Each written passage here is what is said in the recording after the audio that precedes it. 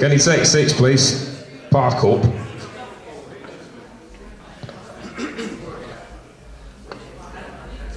Right, welcome to New Horizons, everybody, and a massively happy New Year to you all. And a huge welcome back to Neil Sanders with MK Ultra, LSD and the Hippie movement. Neil's interest and expertise in the research and exposure of mass social conditioning, highlighting the brilliant minds and cold hearts of certain types of, usually men. Social conditioning has been around for centuries, varying from overt and aggressive to gradually more subtle. The Inquisition, for example, or the coercion of men and underage boys to fight during World War I, for instance. The boys being presented with a white feather by girls, themselves altered in some way. The men exposed to persistent newspaper headlines and propagandist posters. My grandfather was an infantry soldier at 15 after no doubt feeling the call of duty. Neil tonight focuses on the marked increase in certain drug availability and sudden appearance of a group of young people worlds apart from their parents during the mid-60s and onwards, the hippies, who may have evolved naturally or, on the other hand, been the result of a well-planned experiment. So, without further ado, let's find out a little bit more. Neil Sanders, thank you.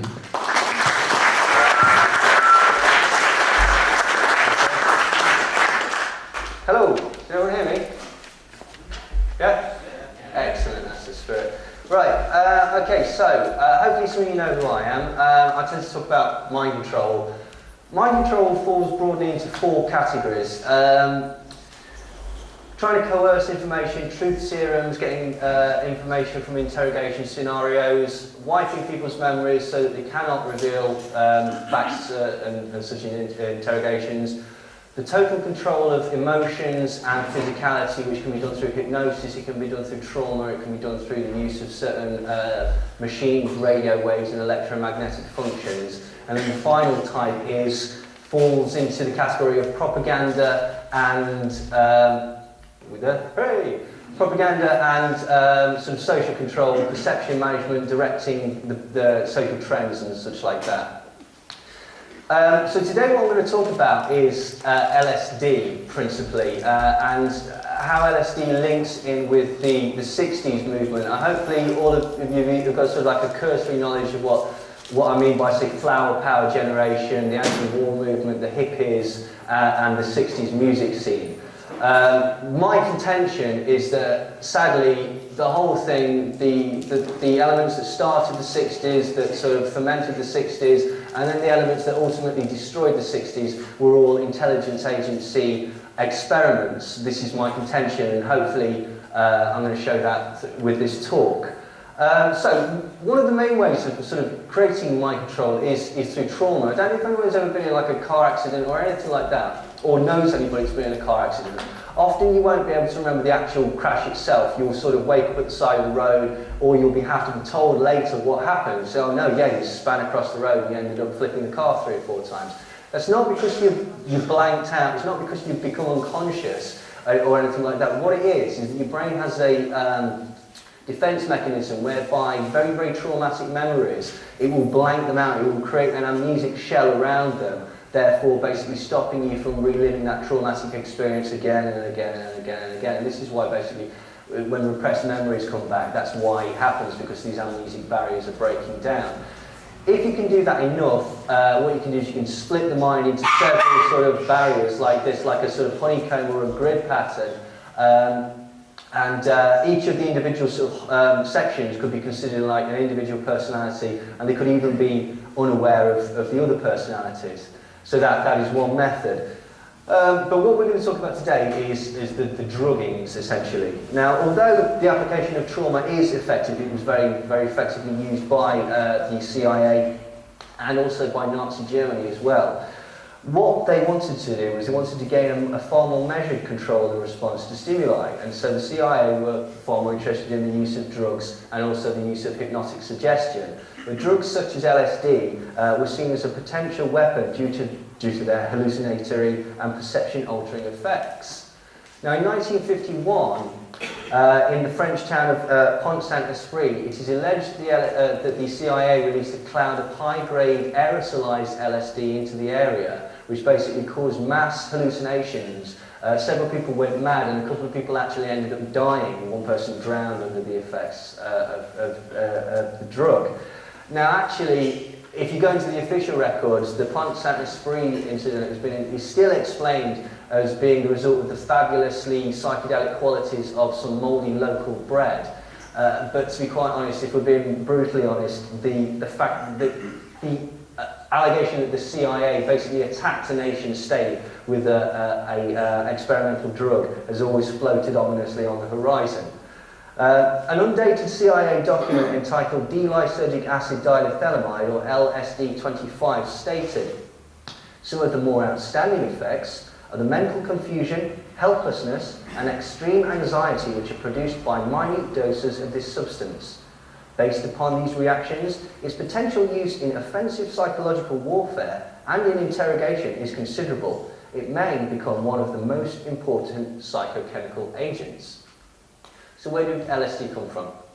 Well, the psychedelic drug LSD was first synthesized by the Swiss chemist Albert Hofmann, and he was working for a company called Sandoz, S-A-N-D-O-S, which is now called Novartis. And this is a pharmacological laboratory in Basel, Switzerland. And he first discovered LSD in 1938, but it wasn't until 5 years later, in April 1943, that he actually discovered that it had psychedelic properties. Now, the reason that he was looking into LSD was to obtain a respiratory and a circulatory stimulant, which is known as an analeptic. It basically is for use in surgery. But whilst he was resynthesizing this in 1943, he accidentally absorbed a bit of it into his fingers. Some of you may know that LSD, you can absorb it through your skin. And so serendipitously, he managed to discover the fabulous psychedelic properties of it. And he described the events. He said, "I was affected by a remarkable restlessness combined with a slight dizziness. At home, I lay down and sank into a not unpleasant intoxicated-like condition, characterized by an extremely stimulated imagination. In a dreamlike state, with eyes closed, I found the daylight to be unpleasantly glaring. I perceived an uninterrupted stream of fantastic pictures, extraordinary shapes, and intense kaleidoscopic play of colours. After some 2 hours, this condition faded away." And so this was with an absolutely microscopic dose of LSD that he managed to do this.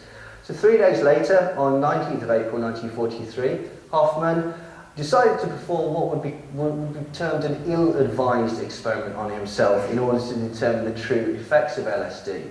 See, Hofmann ingested 0.25 milligrams or 250 micrograms of pure, uncut LSD, an amount which he predicted was a threshold dose. Now, some of you probably know that the threshold dose of LSD is actually just under 20 micrograms, so what he'd actually taken there constituted more than 10 strong hits.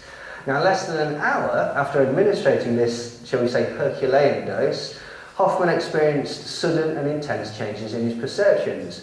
Now, he didn't think that this was a very good idea to stay at work, so he decided to go home. Luckily, he was persuaded not to use his car because it was illegal in the time, because it was during wartime. So far more sensibly, he decided to make a trip home on his bicycle, which I think we can assume was probably at least difficult. Now, those who participate in recreational LSD have since named this fateful day, the 19th of April 1943, as Bicycle Day. And so if somebody says that they're enjoying Bicycle Day, basically what it means is that they're going to go and take some LSD. And it is commemorated with stamps in Switzerland as well. So, on this psychedelic journey, basically his condition began to deteriorate incredibly rapidly. His mind raced with very powerful feelings of anxiety, and he actually began to believe that his next door neighbour, who he'd never really got on with, he thought that the explanation for this was that she's a witch and she's cursed him and that he was going to die because of it. Later, when he sort of started to calm down, he realised that it was the LSD, but then just thought, oh, I've poisoned myself, this is no good, is it? And so eventually a doctor was called and basically tried to attend to the wildly tripping Hofmann. And he seemed fine. The only thing that actually seemed physically wrong with him were his eyes were the size of saucers. But apart from that, he was physically okay. So the doctor basically sat and chatted to him for, I think he basically took him about an hour of just calming, talking to him, soothing and chatting to him. And eventually his anxiety was replaced by what he described as an exquisite euphoria. And again, Hoffman described this. He said, "Little by little, I could begin to enjoy the unprecedented colours and plays of shapes that persisted behind my closed eyes. Kaleidoscopic, fantastic images surged in on me, alternating, variegating, opening, and then closing themselves in circles and spirals, exploding in coloured fountains, rearranging and hybridising themselves in a constant flux." Now this is LSD that was produced by Sandoz. This is obviously years later in 1951.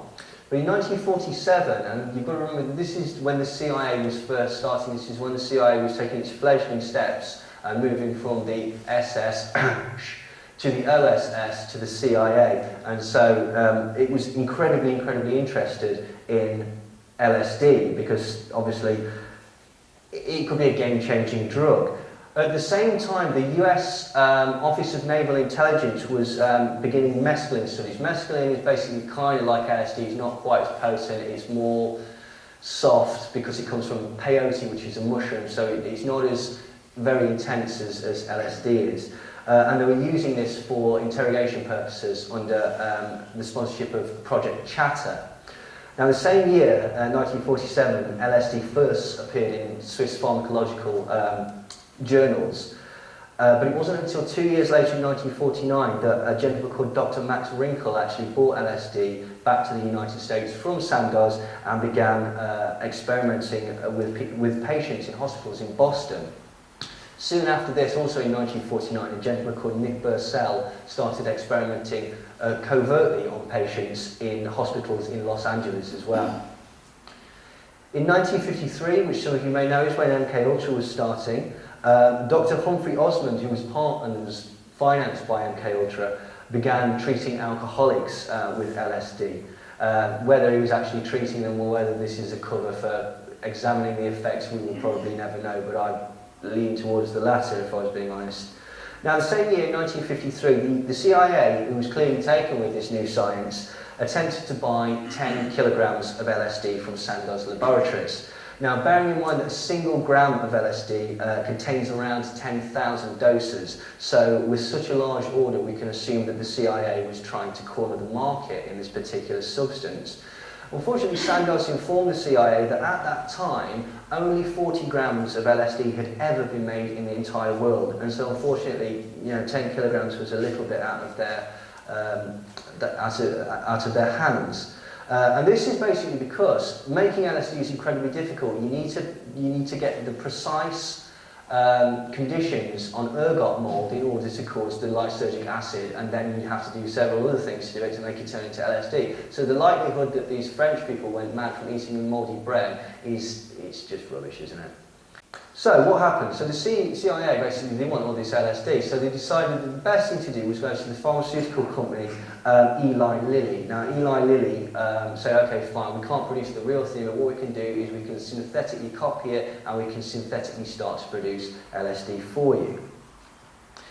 And in 1954, the CIA began Operation MK Pilot. Now, MK Pilot was taking place at Lexington Narcotics Hospital. This is essentially like the Priory or something like that, so people are there to get treated for drug addiction, and instead, specifically black heroin addicts were tested with LSD, not for any particular curative reason, just to see how much LSD one particular person could take.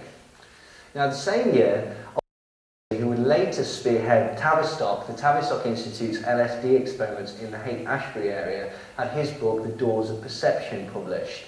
Now, the Doors rock group actually took their name from the title of that specific text. And we'll come back to Aldous Huxley later.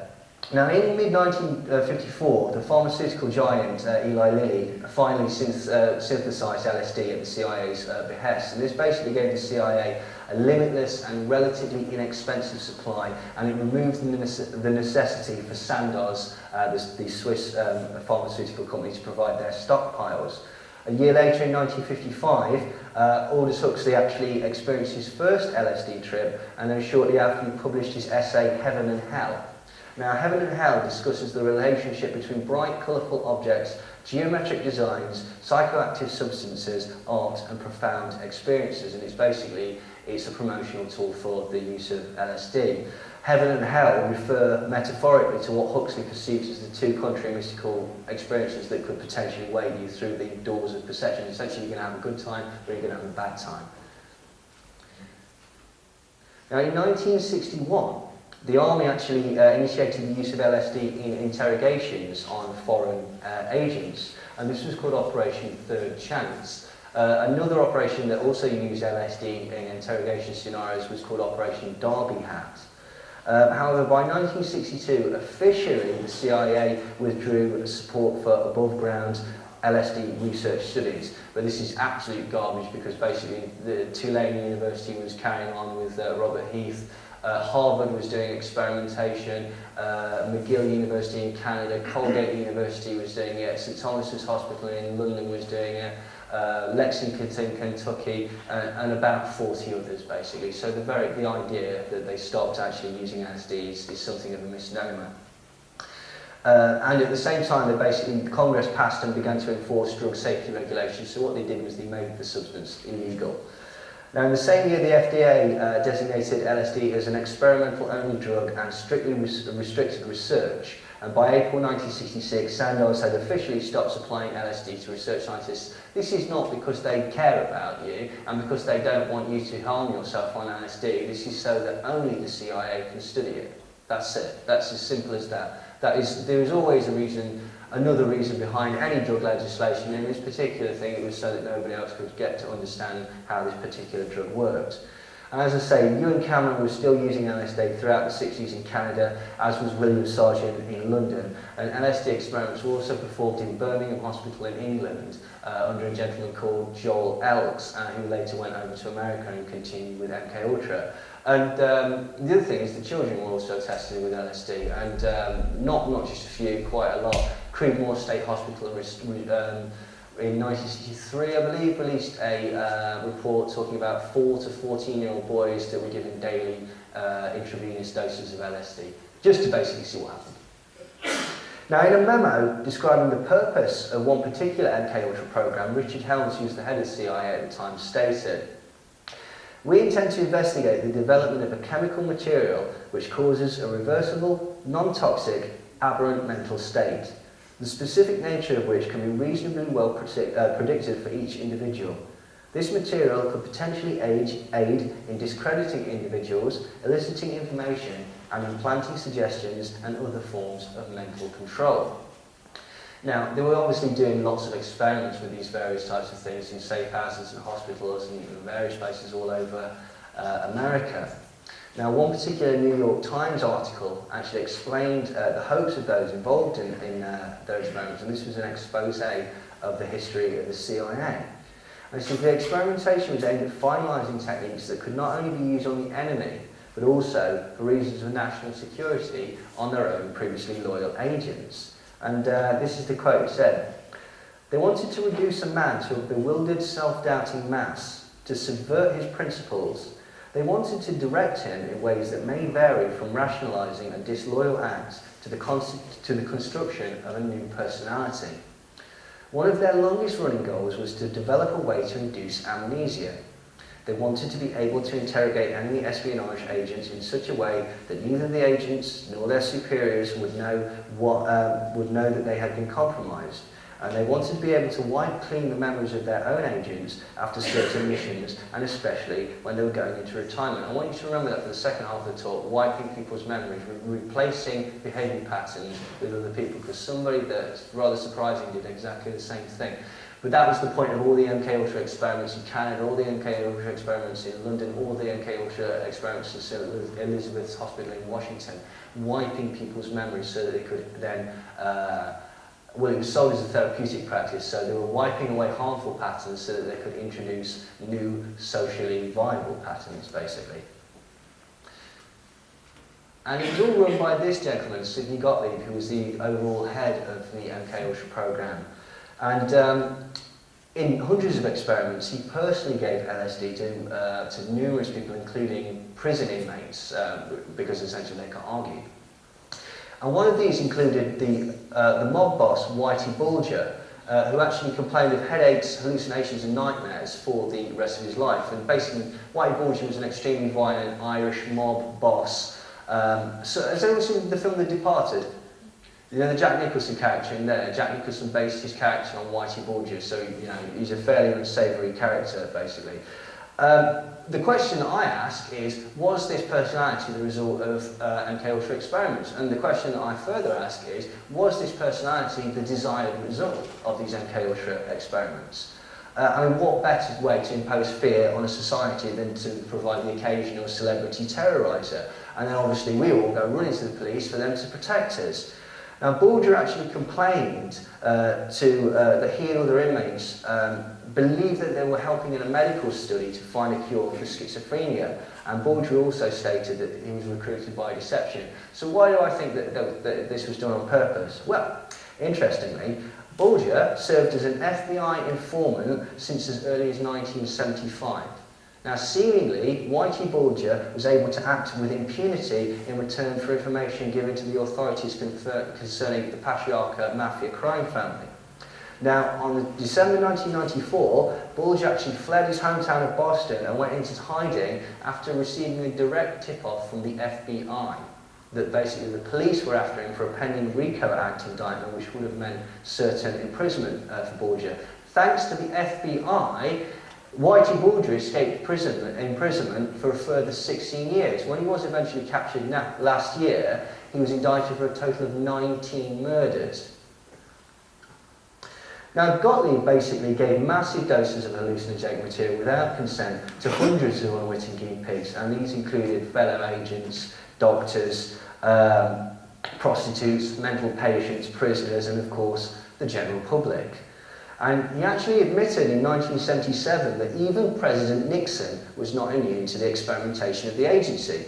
When travelling abroad on at least one occasion, Nixon's entire entourage was secretly drugged with LSD. Now, ABC News later confirmed that one of these incidents took place in 1972 during Nixon's visit to the Soviet Union. Now, the CIA was clearly not actually that concerned with the ongoing Cold War and felt that this was an appropriate time to test their cavalcade of mind-altering chemicals. Now, the timing and the geography of this particular event suggests one of two things. Either the CIA are mind-meltingly arrogant and just do not care about the number of nuclear faux pas that they could cause in this situation, or alternatively, that the Cold War was a load of rubbish and the whole point of the Cold War was to basically pin two people against and channel funds towards the military-industrial complex.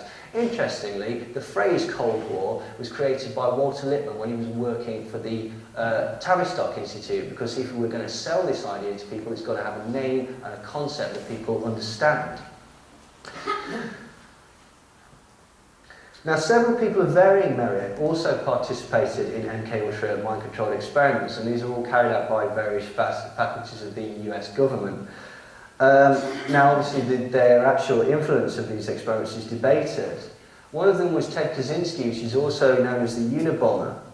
Now, Ted Kaczynski, also known as the Unabomber, participated in CIA-sponsored MK Ultra experiments conducted at Harvard University from the fall of 1959 through to the spring of 1962. During World War II, Henry Murray, who was the lead researcher for Harvard experiments, served with the OSS, which was the forerunner to the CIA. Murray applied for the grant funded by the United States Office of Naval Intelligence at his Harvard stress experiments. And he says that they strongly resembled the interrogation techniques that the OSS, later the CIA, used. Beginning when he was 16, Kaczynski participated along with 21 other undergraduate students in the Harvard experiments, which were described by doctors as disturbing and ethically indefensible. Another of the experiments was author and promoter of hippie values and ideals Ken Kesey. Merry prankster Ken Kesey, author of One Flew Over the Cuckoo's Nest, volunteered for MK Ultra experiments involving LSD and other psychedelic drugs at the Veterans Administration Hospital in Menlo Park while he was a student at nearby Stanford University. Kesey's experiments, whilst under the influence of LSD, inspired him to promote the drug outside the context of MK Ultra experiments, which influenced the early development of the hippie culture. Now, obviously, all of these people in some way have affected the shaping of the modern world. And of course, military men were not immune to the testing of their masters. Certain installations providing fruitful crops of young subjects who, aside from anything else, are trained to obey orders. These are actually British troops, and they're going under LSD experimentation they're on acid. Unethical practice by physicians and the direct involvement of pharmaceutical companies are part of the history of hallucinogens. Under top secret clearance, Eli Lilly, the company, was given a $400,000 grant in 1953 to manufacture and supply LSD to the CIA. Army LSD research was ongoing in 1977 when LSD was a controlled substance. At least 1,500 soldiers were given LSD without informed consent as part of Army mind control experiments. Now, among experiments that were authorised by Gottlieb were those that we spoke briefly about. Harris Isabel, who ran the Centre for Addiction Research at Lexington, Kentucky. And he would conduct hundreds of racially specific experiments using only black heroin addicts as research fodder.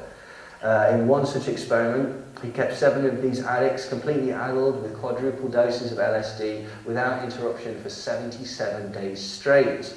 If they fell asleep, he'd give them a gentle prod, a cattle prod, to make sure that they didn't fall back to sleep. In another experiment, Isabel strapped 9 men down, face down onto stretchers, inserted rectal thermometers, intravenously doped them up with psilocybins, shined lights in their eyes to make sure that their pupils were working, and then smashed their legs and arms with hammers to make sure that the central nervous system was unaffected. Now, there are numerous other experiments like this. In all of these hard-working people were paid by the American government in large amounts of pure heroin. Now, in 1954, Isabel reported on the results of his experimentation to test the amount of LSD that one patient could stand, and he wrote, "Our experiment on the tolerance to LSD-25 have been proceeding well, although I continue to be somewhat surprised by the results, which to me are the most amazing demonstration of drug tolerance that I have ever seen. I have 7 patients who have now been taking the drug for 42 days. All are quite tolerant to both the psychological and mental effects of the drug. We have attempted to break this tolerance by administering double, triple and quadruple doses." So the most he got was one guy going for about 77 days on quadruple doses of LSD. What happened to the guy afterwards, I don't know. To be honest, I imagine he was a mess. Now, Isabel was by no means the only doctor abusing his position in order to test new methods of manipulation. In the mid-1950s, Paul Hock, a man who would become the Commissioner of Mental Hygiene for the state of New York, so a very prestigious man, gave a pseudo-neurotic schizophrenic patient mescaline. The patient had a not unfamiliar heaven and hell journey on the compound, but Hock followed this up with a transorbital lutectomy, which is essentially taking a piece of his brain out. Hock also gave a patient LSD and a local anaesthetic, and then proceeded to remove pieces of the cerebral cortex whilst the patient was awake, asking at various motions whether the patient's perceptions were changing. So what he was doing was he was trying to mimic what the LSD was doing on one side of the brain, on the other side of the brain, whilst the patient was still awake. Now, one notable death connected to the testing of substances in MK Ultra was this gentleman, Dr. Frank Olson. He was an Army biological warfare specialist who was thrown out of a window after being spiked with a huge dose of LSD. Now, the evidence actually suggests he was murdered, but technically it's still considered death by misadventure. But this was raised by Senator Ted Kennedy in 1977, prompting an investigation into MK Ultra, and this is basically where we get the majority of the documents, aside from there's a gentleman called John Marks who wrote a book called In Search of for the Manchurian Candidate. He did a Freedom of Information request, so they're the 2 sources that we basically get the documents from. But if I'm being brutally honest, these are just the tip of the iceberg. Olson was basically reportedly looking to aerosolise weapons deployment, and there is a possibility that he was the person that deployed the cloud of LSD in Pont Saint-Esprit. The other possibility is that he was actually spraying, in the Korean War, he was developing bombs that could spread aerosolised pockets of anthrax. It has also been suggested that Olson became ultimately dispirited with his role after witnessing the outcome of a failed experiment, a failed mind control experiment on foreign prisoners that involved barbiturates and amphetamines. Basically, the experiment failed to yield any useful results, so these foreign prisoners were taken out the back of the military facility, told to dig their own graves and then shot in the back of the head. And this basically ultimately left a bad taste in Olson's mouth. Now, and this has been reported many times, in the CIA's very first experiment with LSD on a group of unwitting men, one of them, Dr. Frank Olson, a civilian working on top-secret germ warfare in a unit at Fort Detrick, Maryland, which provided data for both the Army and the CIA, went into a depression that ended with his leap from a 10th-story hotel room window in Manhattan in 1953. Earlier in the same year, in the first experiment with psychochemicals, Harold Blauer, a professional tennis player, had been given a fatal dose of mescaline derivative at the New York State Psychiatric Institute in Manhattan. The fact that both men died in government experiments was kept secret from their families and the general public for more than 20 years. 2 years after the deaths, the CIA made an arrangement with the Bureau of Narcotics to test LSD surreptitiously on unwitting victims, patrons of bars in New York and San Francisco, some of whom became violently ill and were hospitalized, never knowing exactly what had happened to them. The other thing that they did was they actually went around New York and San Francisco and the subway system in New York and basically dropped large sort of like stink bombs, I suppose. One in San Francisco, they actually had a car that was pumping aerosolized LSD out of the tailpipe. And so, you know, they're not averse to testing on the general public. Now, in November 1953, Frank Olson, who was working on an MK Ultra project, was, without his knowledge, slipped a large dose of LSD in his Cointreau at a party attended by CIA personnel, and for weeks afterwards he remained in what witnesses described as a state of depression. He confided to one CIA doctor that he felt that the agency was plotting against him and putting something in his coffee to keep him awake at night. He also said that he was hearing voices that commanded him to throw his wallet away, which he did, even though it actually contained about 3 uncashed paychecks. On the last night of his life, he checked into a room at the Statler Hotel along with a CIA agent who was assigned to watch over him, and he allegedly jumped through a closed hotel window. And it was Sidney Gottlieb that actually slipped Frank Olson the LSD. Sidney Gottlieb also slipped it to Frank Blauer, the professional tennis player who died of an LSD. He died under, not of a mescaline overdose, he died of complications due to the LSD. Operation Midnight Climax, which at least shows a hint of a sense of humour when the CIA are naming their projects, set up a fake brothel and then drugged and filmed its unwitting customers. Those who discovered this and consented were given far higher doses, and one gentleman, basically, who's obviously a big fan of LSD, sat there for over 70 days. Now these sessions were viewed by this agent, George Hunter White, who sat on a portable toilet with a drink in hand, watching the hapless Johns through a two-way mirror. Now, White was apparently a notorious drinker, and he would go through about 1.5 bottles of gin a night, so, you know, that's why he was sat on a toilet. And he noted down everything that he saw. And he was actually involved in the search for truth serums before the official start of MK Ultra, and was experimenting with drugs at St. Elizabeth's Hospital in Washington. He was using mescaline, scopolamine, and marijuana on unsuspecting test subjects. Now, White actually called LSD stormy due to the insane behaviour that it caused. And he actually continued his operating his Telegraph Hill LSD brothel until he retired from the service. And when he died, his widow actually gave the Electronic Museum in San Francisco his diaries. And according to the Washington Post, these diaries provide documentary evidence that White met to discuss drugs and safe houses with such CIA luminaries as Dr. Sidney Gottlieb, head of the Chemical Division of the Technical Service Division, and the man who ran MK Ultra, and Dr. Robert Lashbrook, a CIA chemist who worked with LSD. Other high-ranking CIA officials mentioned prominently includes James Angleton, Stanley Lovell, and C.P. Cable. Gottlieb and Lashbrook have been subpoenaed to testify before a Senate subcommittee investigating the MK Ultra project, but they didn't really say anything. Robert Lashbrook was involved in Canada, wiping people's memories with Ewan Cameron. Now, White actually detailed in his diary how one of his favourite hobbies was going down to the local restaurants, or going down to the local beach, or hanging out in city bars and slipping people, unsuspecting members of the public, doses of LSD, and then just sitting back and laughing as these people went insane. And upon retirement, he actually wrote to Harry Anslinger, who was his boss at the Federal Bureau of Narcotics, and he said, "I was a very minor missionary, actually a heretic, but I toiled wholeheartedly in the vineyards because it was fun. Where else could a red-blooded American boy lie, cheat, steal, rape and pillage with the sanction and blessing of the All-Highest?" And the All-Highest means the agency.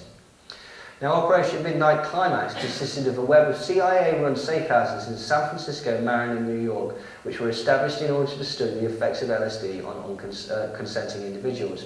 Prostitutes on the CIA payroll were instructed to lure clients back to safe houses where they were surreptitiously plied with a wide range of substances, including LSD, and monitored behind two-way mirrors.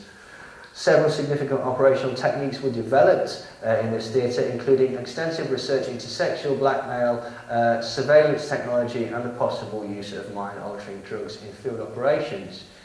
Now, Richard Stratton actually interviewed George White's last living associate in 1994. Now, according to White's lieutenant, Ike Feldman, and you've got to appreciate this is his very best friend. White was a son of a bitch, but he was a great cop. He made that fruitcake Hoover look like Nancy Drew. The LSD, that was just the tip of the iceberg. Now write this down. Espionage, assassinations, dirty tricks, drug experimentations, sexual encounters, and the study of prostitutes for clandestine use. That's what I was doing when I worked for George White and the CIA. Now, George White was infamous for a particular skill that he perfected, namely assassination. Now, his particular method was a single, powerful, close fist to the back of the skull, just behind the ear. And then what this would do is it would cause a small shield of bone to punch through and basically stab into your brain, killing you, hopefully killing you almost instantaneously. By strange coincidence, this is exactly the same injury that killed senior biochemist Frank Olson. And by either further strange coincidence, the CIA agent that was assigned to look after Frank Olson in his troubled state at the Statler Hotel in New York was none other than George White. I have my suspicions, I'll be honest. Okay, so now we're getting on to the sort of the meat. So that gives you the idea of the sort of background. So this gives you the idea of the lack of scruples that the CIA and the military-industrial complex have got, and also the sort of lengths that they will go to try this drug. You've also got to remember as well, okay, bear in mind that at this time LSD was illegal. Sandoz had stopped producing it. Only Eli Lilly was producing it. Okay, so. And this is initially strange, but it is a very true fact concerning artists in the top echelons of film and music, is how frequently their managers, all their producers have military and or military-industrial complex connections. Now, there's an excellent article online written by a brilliant researcher called David McGowan, and he identified and elaborated on this in his excellent work, Inside the LC, the strange but mostly true story of Laurel Canyon and the birth of the hippie generation. It's a fantastic piece of work, I think everyone should get it. Also get his book, Program to Kill, brilliant stuff. Now, also in these particular online articles, he evidences the involvement of many of the sort of golden stars of the 60s in organised crime, drug dealing, murder, prostitution, child pornography, snuff movies, and ultimately black magic. Now, he's got many examples of people that are connected to the military-industrial complex. I've taken a few, and I've also got a few that I've found out myself. So here are a few examples of musicians from the hippie era, all who had family ties to members of the US military, and all who, by some amazing coincidence and good fortune, all moved simultaneously to the Laurel Canyon and later the Haight-Ashbury area to start the hippie and the youth culture explosion. Now, apologies if people are fans of these guys. Jim Morrison of The Doors was son to George Stephen Morrison, who was a prominent US Navy admiral. Admiral Morrison, Jim Morrison's dad, was the commander-in-chief, the admiral on deck during the US Naval Forces in the notorious Gulf of Tonkin incident. Now, during the infamous stage incident in August, he was in charge. He was Joint Chiefs of Staff, which means he was in charge of the entire mission. Just to explain to people that don't understand what the Gulf of Tonkin incident is, everybody knows what a false flag incident is, right? If I go into a building and blow it up and pretend to be a Muslim, that's a false flag because I've got a false flag up. I'm pretending to be somebody that I'm not. The Gulf of Tonkin incident, which took the American population into the Vietnam War, it was not a false flag event, it was a completely manufactured event. What happened was they were trying to provoke the North Vietnamese to take a pot shot at them, therefore they could attack, that's it, we're at war. This never happened, so cleverly Jim Morrison's dad just made it up. Just made it up. 65,000 American soldiers dead, over 2 million North Vietnamese dead, God knows how many South Vietnamese dead. Why? Because of a lie, an absolute lie. It's because there's money to be made out of wars, there's new weapons to be tested, there's drugs. What was the main thing that came out of Vietnam? Drugs. Heroin. Heroin, which was also after the hippie explosion. You get people involved in one echelon. I'm not saying certain drugs are a gateway, I think that's wrong. But what it does do is it puts you in a scenario whereby you don't so much mind breaking the law. Or you're in a scenario where you're surrounded by people who have got connections to other things. So it's not a gateway drug, but it opens doors for you. And therefore, basically, the government, who let's not muck about, supplies all of it, because nobody's got any boats, nobody's got any planes, they can then take everyone to heroin. The amount of soldiers that came back from the Vietnam War strung out on heroin was unbelievable. More soldiers kill themselves when they come home from conflicts than die in the actual conflict. But we digress. So essentially, his father was Admiral Morrison.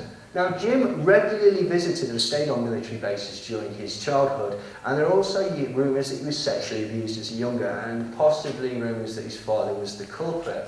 Here's Jim, 2 years before the Doors' first album came out, looking quite different. Here's his dad on deck. Now, Jim always claimed to the media that his parents had died in a car crash when he was very young, when in actual fact, both his parents outlived him. Now, as an interesting aside, because we're talking about mind control, Jim claimed that he was possessed by the spirit of a Native American shaman. And this Native American shaman gave Jim Morrison his vocal ability. When Morrison quit the music industry, he explained to the media and to the rest of his bandmates that he could no longer perform or sing because the Native American shaman had departed from his body, leaving him talentless. Frank Zappa's father, Frank Zappa, works as a mathematician and a chemist for the US defence industry at the notorious Edgware Arsenal.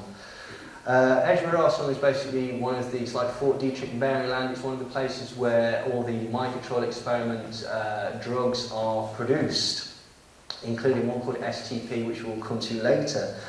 Now, despite being commonly thought of as a key figure within the hippie movement, Frank Zappa actually never made it a secret that he had nothing but contempt for the hippie ethos. He also had a complete contempt for anybody that took any type of illegal drugs, and despite popular belief, he actually describes himself as a conservative and a Republican.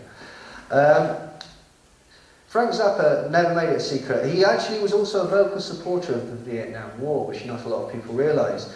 Zappa also married Gail Sloatman, Adelaide Gail Sloatman, who was raised in a Korean military family which produced a long line of Korean naval officers. Now, his father-in-law, her father, reportedly worked on classified nuclear weapons research for the US Navy. Now, his wife, Gail Sloatman, attended by sheer coincidence the exact same kindergarten as none other than Jim Morrison, where she's rumoured on one occasion to actually have hit him across the head with a hammer. Now, Gail herself also worked as a secretary for the Office of Naval Research, and she once told an interviewer that she heard voices all of her life. American folk singer Joan Baez' father, Albert Baez, was described as a bright young Stanford Research Institute scientist who later took on a post at Los Alamos, Mexico, home of the atomic bomb. He was also a research physicist at Cornell University in Ithaca, New York, at a time when the institute was definitely being used for MK Ultra mind control experiments. Joan Baez, gone too far. Joan Baez claimed to be a victim of ritual abuse as a child and also claimed to have multiple personalities.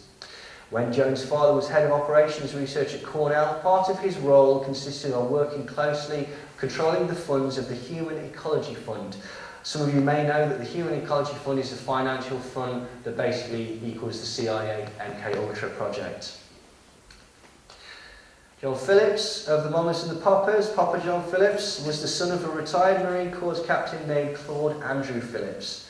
Remember him because we'll come back to him later. John was accordingly educated at a series of elite military prep schools in Washington, D.C. and attended the prestigious U.S. Naval Academy at Annapolis. Phillips was married at one time to Susie Adams, who was a direct descendant of founding father John Adams, who was America's first vice president and second president after George Washington. The former Miss Adams claimed her father was a veteran of cloak and dagger stuff with the Air Force in Vienna. Now, she also worked at the Pentagon, so his first wife, or second wife, I forget, worked at the Pentagon, as did his sister. John Phillips' sister, Rosie, also worked with the Pentagon for over 30 years. John's mother, Dean, also worked at the Pentagon for over 30 years, but in what capacity, it is unknown. John Phillips, Cass Elliott, Jim Morrison and Adelaide Gale Sloatman all went to exactly the same kindergarten and exactly the same high school, then moved to the Laurel Canyon area within a week of one another. Coincidence? Now, actress Mackenzie Phillips, who's John Phillips' daughter, claimed in her autobiography that she and her father had had a 10-year incestuous relationship beginning in 1979 when she was aged 19. Now, apparently the abuse began on her wedding night when Phillips allegedly raped her while they were both under the influence of heroin. Whilst Mackenzie has never recanted her allegations, even going so far as to claim that her father paid for the abortion of a baby that was his, the rest of the family actually claim that this is untrue. An interesting aside here, Cass Elliott and John Phillips knew the Manson family. They didn't just know them, they were good friends with them. They knew them incredibly well. Mama Cass actually lived just across the street from Abigail Folger and Wojtek Frykowski, who were two of the members of the Tate slaying. Family members Bobby Bosley and Tex Watson also for a time lived on the same street. Now, the Manson family actually used to stay with Cass Elliott for extended periods of time. This was when they weren't hanging out with Dennis Wilson or Jimi Hendrix or Neil Young, which they were all good friends with. One of the interesting connections is that Elliott and Phillips were both listed as defence witnesses during the Charles Manson trial, but were never actually called because Charles Manson did not put on a defence. Cass Elliott's boyfriend was a drug dealer called Billy Doyle. Some of you may know a little bit about the Manson killings. I could talk for hours about them, so if you want to come and chat to me afterwards, feel free. Her boyfriend was a gentleman called Billy Doyle. Billy Doyle was a drug dealer that had sold Wojtek Frykowski a bad batch of MDA. MDA is basically ecstasy. The night before the Tate slayings, Billy Doyle, Mama Cass's boyfriend, straight Satan motorcyclist, was whipped, tied up and sodomized at the Polanski house by Wojtek Frykowski. So we can see that the actual reasons for the killings and the connections with these people go an awful lot deeper than what you've been told. David Crosby of the Byrds and Crosby, Stills, Nash and Young was the son of a military intelligence officer, Major Floyd Delafield Crosby. In 1927, Floyd Crosby, the father of David Crosby, was in Haiti during the occupation by the US Marines, and also present was Captain Claude Andrew Phillips, the father of Papa John Phillips. Coincidence? Suffice it to say that the Crosby family tree includes a dizzying array of US senators and congressmen, state senators and assemblymen, governors, mayors, judges, Supreme Court justices, Revolutionary and Civil War generals, signers of the Declaration of Independence, and members of the Continental Congress. Joni Mitchell's father, Bill Anderson, was an officer in the Royal Canadian Air Force, and during the war years she actually moved with her parents to a number of bases in Western Canada. Jackson Brown was born in a military hospital in Heidelberg, Germany, and the product of yet another career military family. Brown's father was assigned to post-war reconstruction work in Germany, which is likely a euphemism for being in the employ of the CIA, or the OSS as it was called. Graham Parsons of the Flying Burrito Brothers was the son of Major Cecil Ingram Coondog Connor II. He was a decorated military officer and bomber pilot who reportedly flew over 50 successful combat missions. Stephen Stills of Buffalo Springfield and Crosby, Stills and Nash also came from a military family. Stephen Stills attended schools on military bases and was later sent to the elite military institution, Admiral Farragut Academy, to continue his education. Jerry Garcia, legendary guitarist of the anti-establishment Grateful In an interview in Rolling Stone magazine that he joined the army in 1960. He was discharged within a year for being constantly AWOL, although rather strangely he received no further punishment for this rather serious transgression.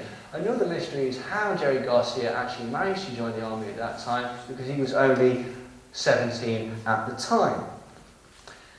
Jimi Hendrix was born on the 27th of November 1942 in Seattle, Washington, whilst his father was stationed at an army base in Oklahoma.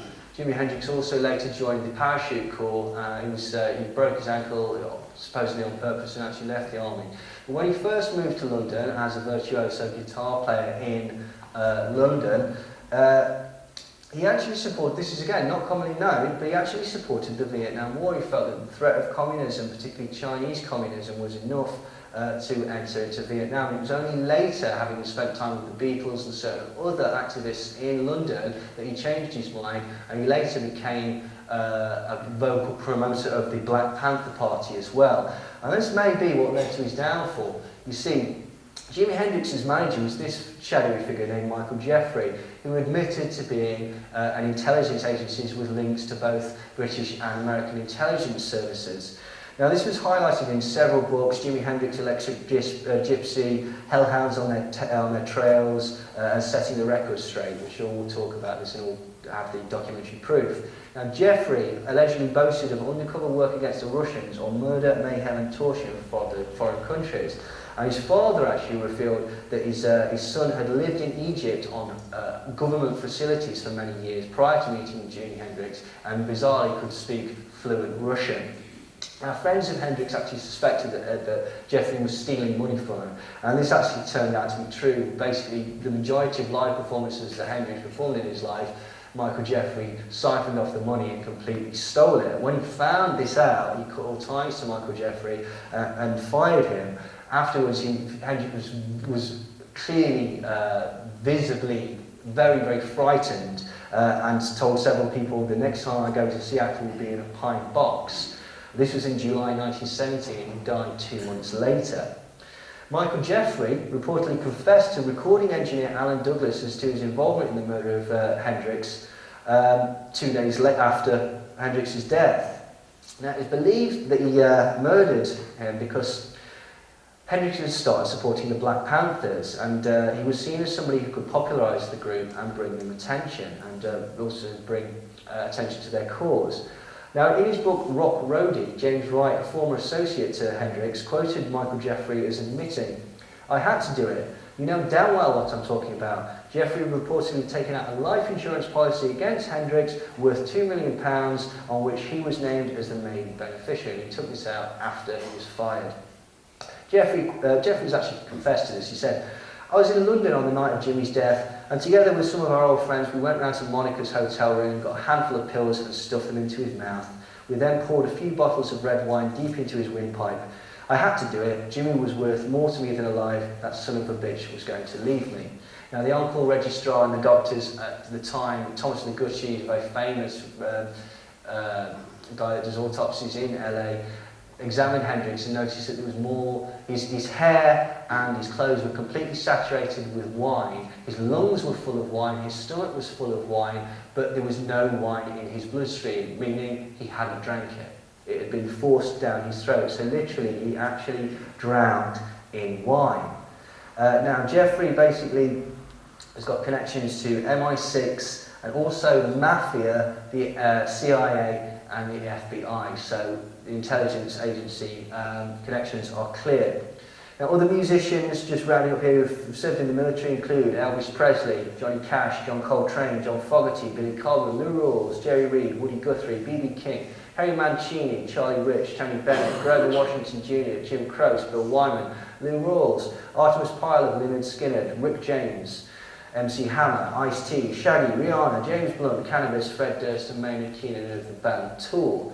Military brats, that is people who basically have parents that are in the military, include Chris Christopherson, John Denver, all three members of the band America, Ciara, Lionel Richie, Christina Aguilera, Michael Stipe, Emmylou Harris, Anna and Nancy Wilson of the band Heart, Marilyn Manson, Trey Songz, Pete Doherty, Engelbert Humperdinck, Elton John and Bob Marley. Now, the list of television actors that have connections to the direct links to the military-industrial complex actually dwarfs the list of musicians, but we haven't really got time to go into it now. Two that I'll give you. Everyone familiar with the picture of the three tramps in the JFK assassination? There's three people who were supposedly tramps that were being cleared away by the police, and somebody noticed that they all had $600 shoes on. And one of them was the acting head of the CIA, and two others were CIA officers. One of those is Woody Harrelson's father. Another person who is connected, his mind's gone completely out of my brain. Blue Velvet, bloke who does that. What's his name? Thank you, Dennis Hopper. Yes, Dennis Hopper, his father was in the CIA. And he admits this. And again, but the connections, the amount of people that are connected to the military-industrial complex, the intelligence agencies, or the military in these very, very specialist industries is remarkable. Now, I understand that sometimes there is a draft, sometimes people don't have a choice in these matters, but when you start to look at it, because this is an incredibly specialist area, and particularly when you look at the amount of artists that are taken to the top echelons of the industry without, frankly, deserving it, it becomes very, very strange the amount, particularly all from a similar genre, that have connections to the military-industrial complex. And hopefully, in the next half, you will see why I believe that it is that they did that. So, thank you. That confirms the first half. Thanks very much. Hope you enjoyed that. Back in a bit. Yep. Sweet. Cool. Right, by the way, I've got a website, neilsandersmindcontrol.com. There's a lot of videos on there and stuff, future events, bits and bobs, if you want to check that out. And also, if you've got any questions, comments, or anything, that's my email address. So, right. So, what were we talking about before? We were talking about LSD. So, basically, what the second half we're going to be talking about is going to be showing you my contention that the main points that started, proliferated, and then ultimately ended the 60s, the hippie movement, the flower power generation, whatever you want to call it, have all got the hallmarks of the intelligence agencies. So, we have to go back to this gentleman, Aldous Huxley. So the Tavistock Institute reportedly dabbled in... Sorry? Right. So the Tavistock Institute reportedly dabbled in LSD experimentation for several years. Initially spearheaded by brave New World author Aldous Huxley. Now, Jim Keith actually shows the evidence for this in his fabulous book, Mass Control, World Control, which is another one I'd highly recommend.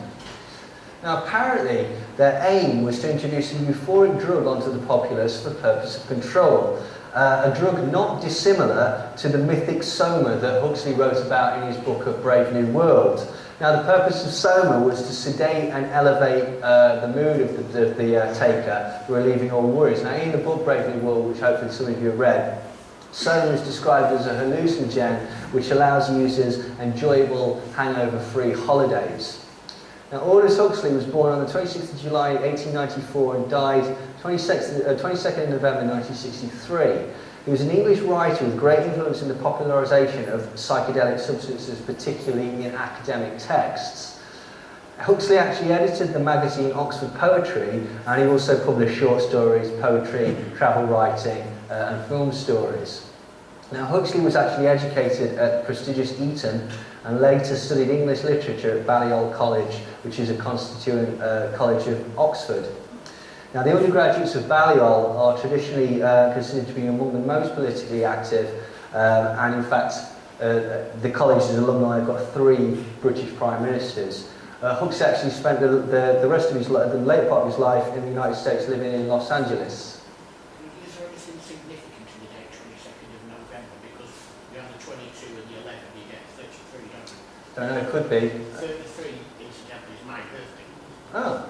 Possibly. I mean, one of the things that he did do was on his deathbed, as he was dying, he actually took 100 micrograms, which constitutes 5 strong hits of LSD. So, bearing in mind that he thought that this is a transcendental type of drug and a sort of a spiritual thing, yeah, that is entirely possible. There could be something to the death of his date that I'd not actually considered. Now, basically, the other things that Huxley was interested in, he's a humanist, a pacifist apparently, a satirist. He was also later interested in parapsychology and philosophical mysticism, and obviously he's also well known for advocating psychedelics such as mescaline, peyote and LSD. Now during the 20s, Huxley actually formed a close relationship with the author D.H. Lawrence, with whom he actually travelled around Italy and France. It is rumoured that Aldous Huxley and D.H. Lawrence were actually lovers, and it's also rumoured that Huxley was a member of the quasi-religious Nazi mystical sex cult, the Children of the Sun, or the Sonderkind as they were actually called.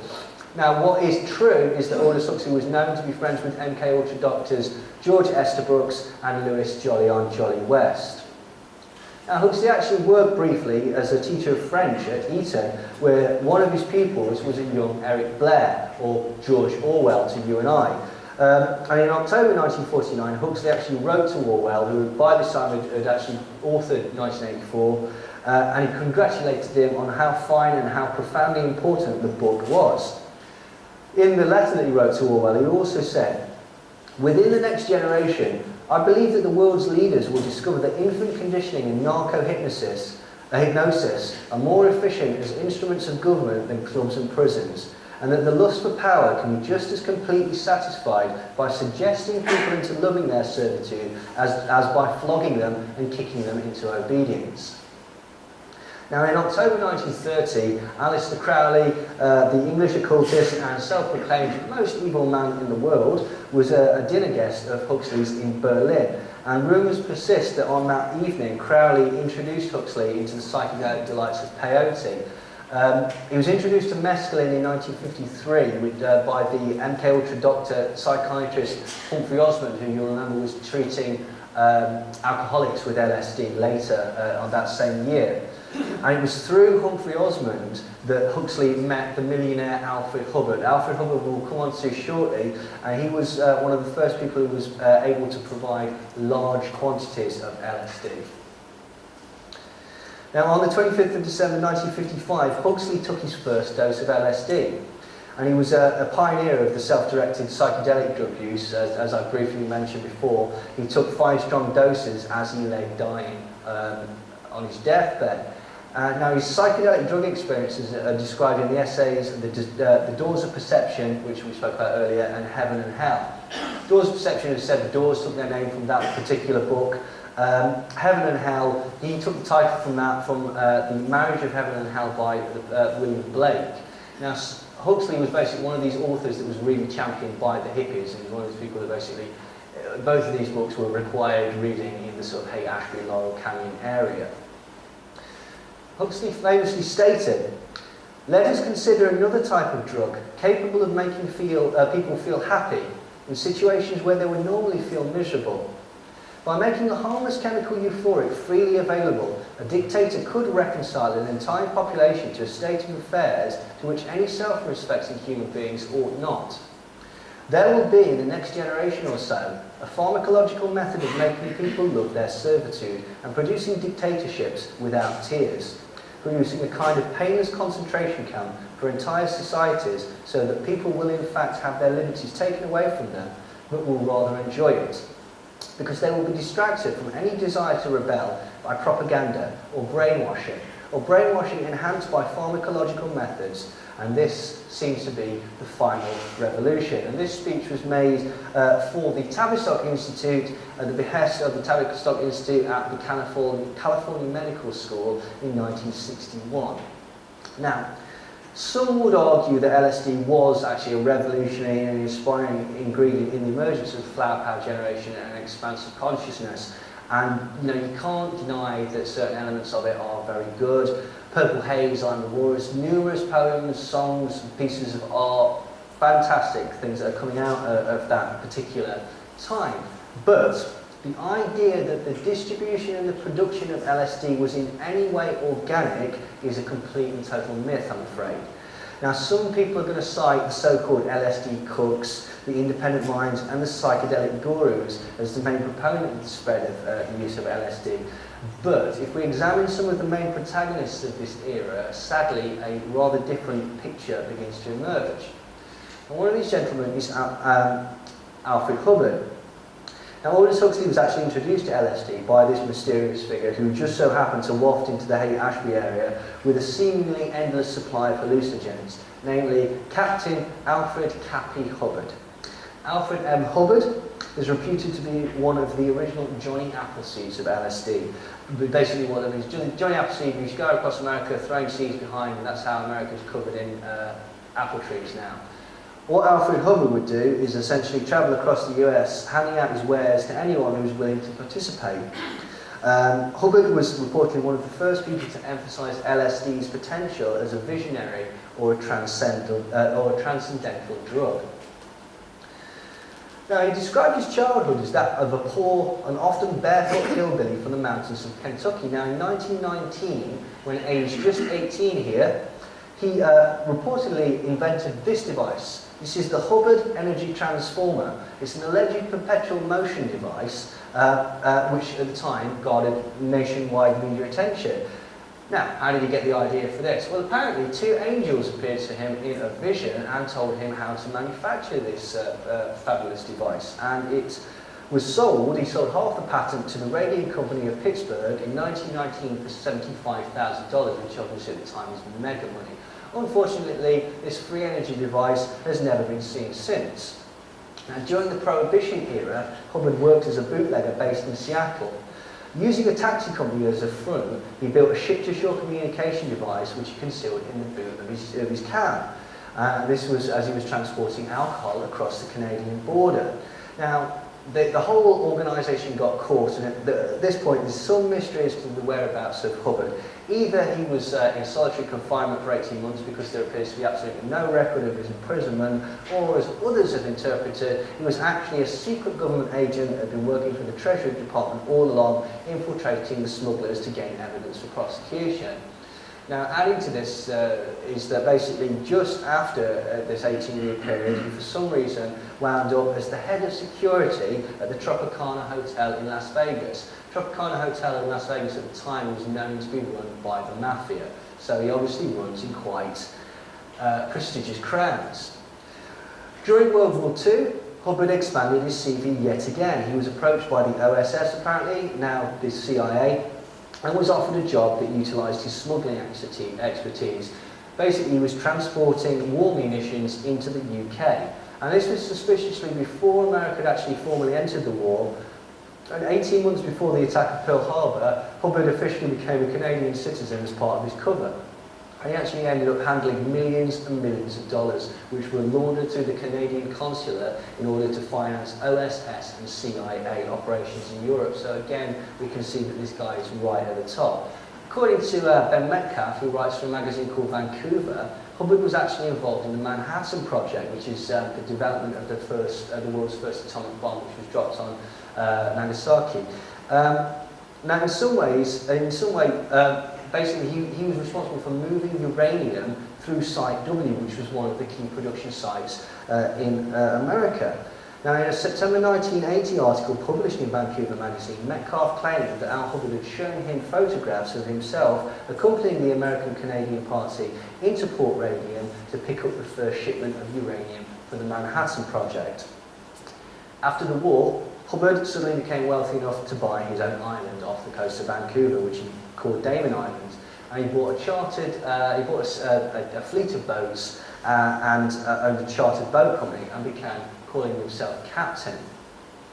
Now, in 1950, Hubbard experienced yet another angelic visitation. This time, the angels appeared to him in a vision and advised him that basically in the next year, something spectacular was going to be happening that would be an important development in the future of mankind. Now, that year he heard about Albert Hoffman's experiment with LSD, and so became convinced that this is what the angels were trying to tell him about. So he became obsessed with LSD and began a major campaign to promote it as the spiritual cure for all of humanity's problems.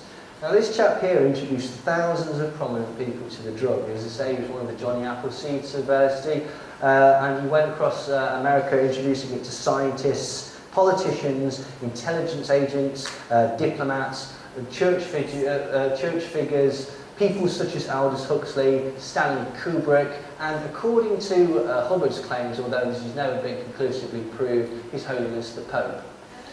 Now, in Acid Dreams by Martinelli and Bruce Schlein, they suggest that Hubbard spent much of the 1960s working for Teledyne, which was a major defense subcontractor on a secret NASA project that involved testing psychochemical agents. So essentially, again, this guy is CIA all the way. At some unknown date, Hubbard seemingly acquired a doctorate degree from the University of Kentucky in Lexington, which is amazing because he didn't actually attend a single class, but still managed to get a doctorate, which is pretty impressive. You've got to remember as well, this is exactly the same university where Isabel Harris would experiment on predominantly black heroin addicts, so we know that this is an MK Ultra LSD experimental hospital. He listed his doctorate as part of his credentials in the 1970s when he went to work for the Tavistock Institute-directed Stanford Research Center. Now, Jim Keith of Mass Control, Will Control wrote, one associate of Hubbard's was New World Order theorist Willis Harman at the Stanford Research Institute. Stanford had earlier received grants from the US Army to research chemical incapacitants. When visited by a representative of the underground press at Stanford, Harman told the press agent, "There is a war going on between your side and mine, and my side is not going to lose." The website World Net Daily also claimed to have Freedom of Information Act requests of CIA declassified materials, documents, and other notation which indicate that Alfred Hubbard was indeed in contact with MK Ultra director Sidney Gottlieb and George Hunter White of Operation Climax fame. Now, in 1963, Captain Hubbard arrived on the doorstep of the young Harvard psychologist Timothy Leary. Hubbard was apparently dressed in military fatigues in a full uniform with a gun strapped to his leg. And Timothy Leary described this in an article in High Times. He said, "He blew in with that uniform, laying down the most incredible atmosphere of mystery and flamboyance and really impressive bullshit. He was pissed off. His Rolls Royce had broken down on the freeway, so he went to a payphone and called Rolls Royce in London. That's the sort of kind of guy he was. He started name dropping like you wouldn't believe. He claimed that he was friends with the Pope." Now, not only did LSD arrive en masse in the Haight-Ashbury area, coinciding mysteriously with the explosion of youth-driven rebellious music, but so did several other previously classified chemical formulas designed to produce a cornucopia of hallucinogenic effects. Now, these strange new drugs also found their way into the hands of the newly formed and highly experimental flower power generation. The Dow Chemical Company develops an incredibly potent hallucinogen called STP, the effects of which rendered the user semi-conscious for days at a time. Now, STP was used solely as an incapacitating agent by the CIA and therefore was classified top secret. That is, until the formula was released to the throngs of young people desperate for new sensations on the streets of San Francisco. Similarly, phencyclidine, or PCP, also known as angel dust, prepared by the multinational corporation Park Davis as an animal tranquilizer, mysteriously found its way into the hands of hippies streaming towards the Haight-Ashbury area.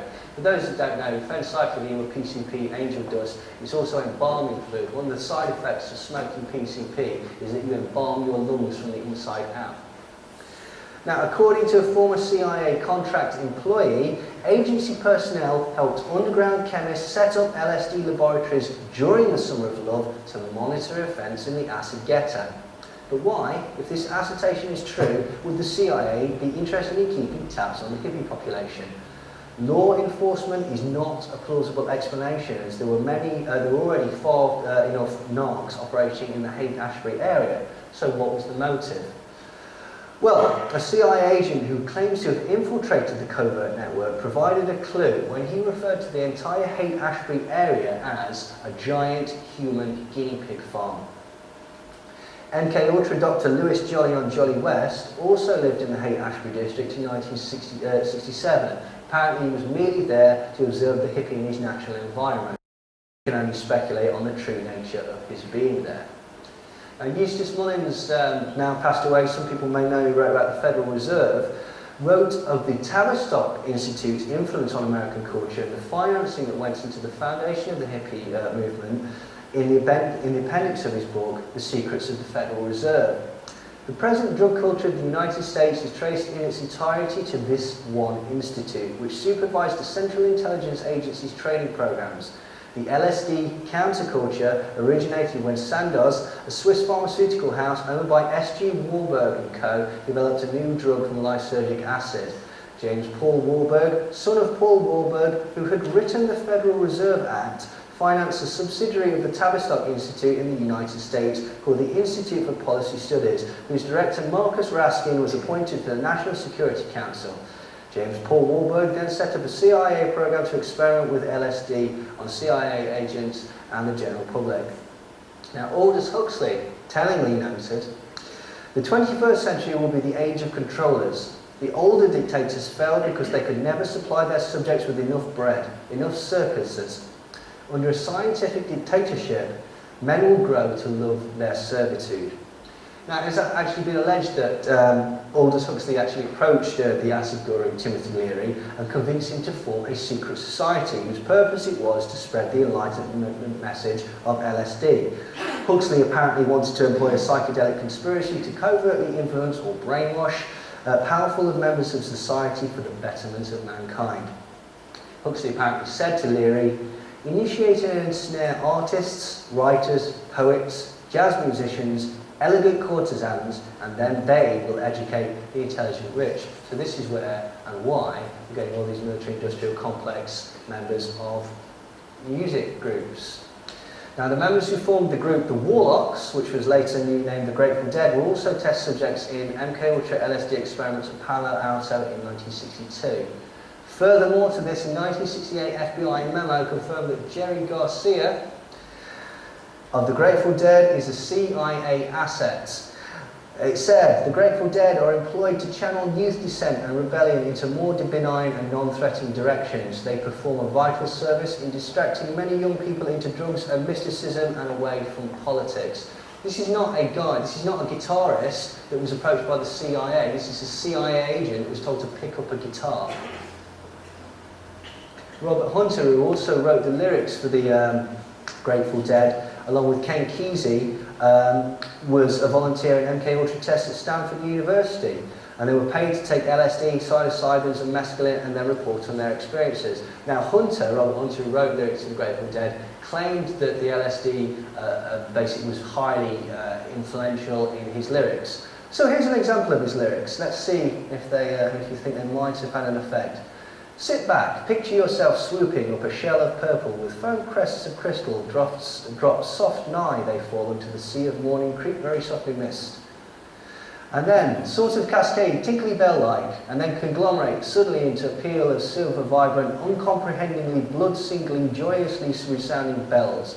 By my faith, if this be insanity, then for the love of God, permit me to remain insane." Lovely. By 1953, through the front organisation, the Society for Human Ecology, which dealt directly with Joan Baez's father, the CIA had been sponsoring research into the effects of LSD, psilocybin and mescaline at Harvard University and several sites in San Francisco, Oakland and the Oakland area, including Stanford and Berkeley. Funding was at least to the tune of 25 million, but probably closer to $35 million, and this was in 1953, so in today's money, it's billions. Timothy Leary, the acid champion, LSD champion, and counterculture hero, conducted all of his acid-based experiments at Harvard University under the sponsorship of the CIA. In his autobiography, Flashbacks, Leary credited CIA agent Cord Meyer with helping him to understand his political cultural role more clearly. For those who don't know, Cord Meyer's main role at the CIA was part of Operation Mockingbird. People who don't know that Operation Mockingbird is to influence the media with false stories or stories that would benefit the CIA. So when you get these, they're agent provocateurs within the media, essentially.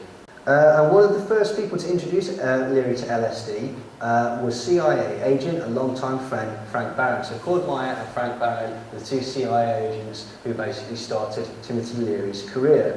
Leary actually confirmed in an interview with Walter Bauer, "You look back, many things that we thought were accidents turned out they were not. The entire LSD movement itself was sponsored originally by the CIA, to whom I give great credit. 80% of the decisions I made were suggested to me by CIA people. I liked the CIA. Yes, I was a willing agent of the CIA. Now, similar to Ewan Cameron and William Sargent, Leary experimented with removing and replacing behaviour patterns, writing a paper in 1963 entitled How to Change Behaviour. So, remember we're talking about wiping memory? That's exactly what Timothy Leary was doing. At Harvard, Leary's mentor was chief psychologist Harry A. Murray.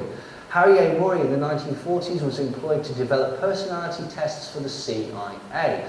And he also had the honour of advising as he monitored military experiments on truth drug, brainwashing, hypnotism and interrogation techniques. That's the person that taught Timothy Leary what taught him his trade.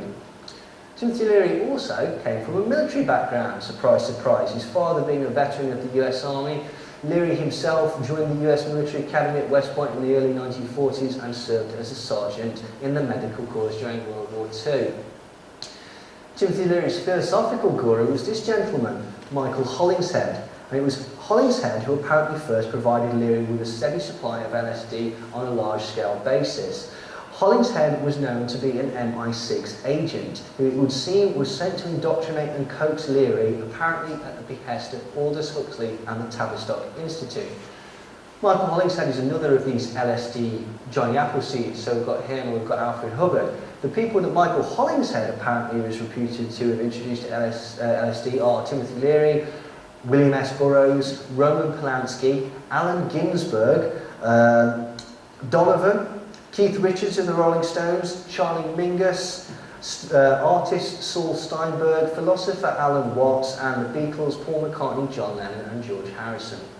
In fact, the episode where Hollingshead provided acid for the Beatles, reportedly laced into icing sugar, which was then put in their coffee, is actually in the Lennon biography. It says, Spring 1965, John Lennon, Cynthia, George Harrison and Pattie Boyd inadvertently take their first LSD trip when a dentist friend of Harrison, supplied by the LSD Johnny Appleseed Michael Hollingshead, spikes their coffee. Now Lennon was no fool. He actually spoke to Playboy about acid. This is when was the last time you've done acid? And he said, when this was in 1980, he said, not in years.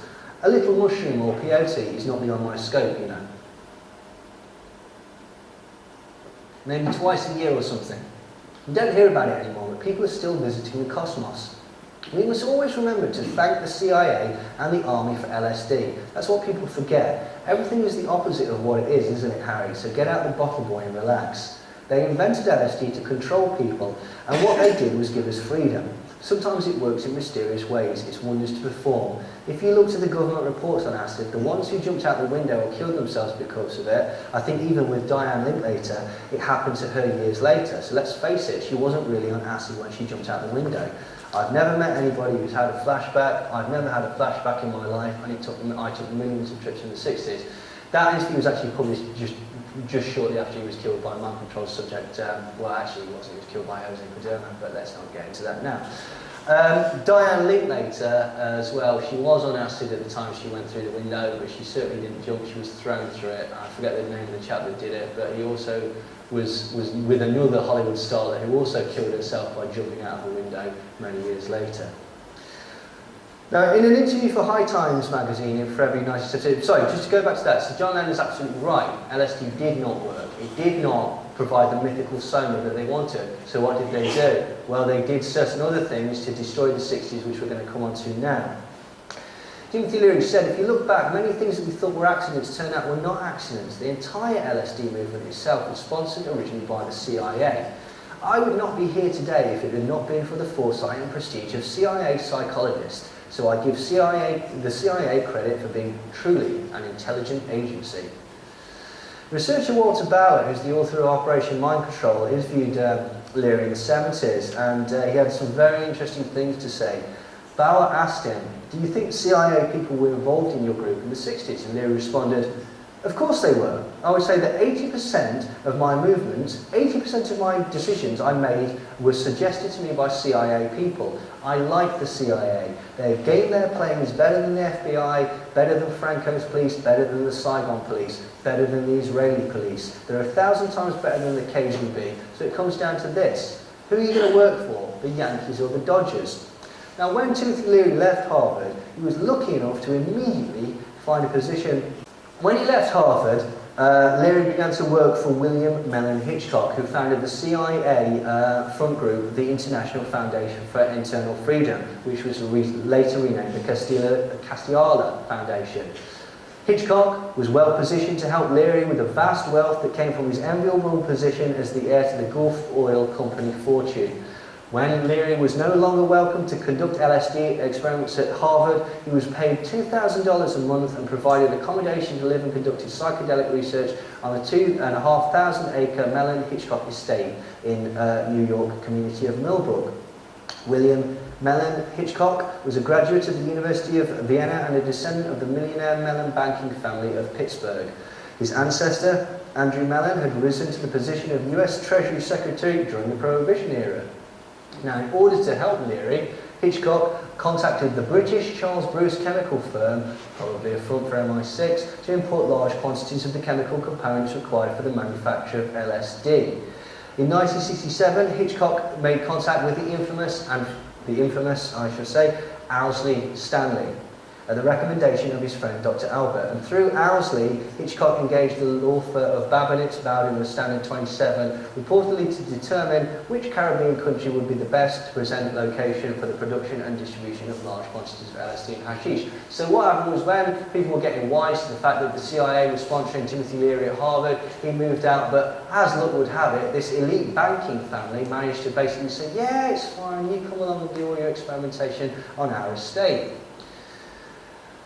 Owsley Stanley is also known as one of the Johnny Appleseeds of LSD, also known as the Bear, due to his particularly hirsute figure. He was one of the, reportedly, the first independent source to produce large quantities of pure LSD, and he is fabled to have personally produced 1/2 kilogram of LSD, which translates to 5 million hits. Although accounts of his output vary wildly. Some people have said that he's made as much as 20 million hits of LSD.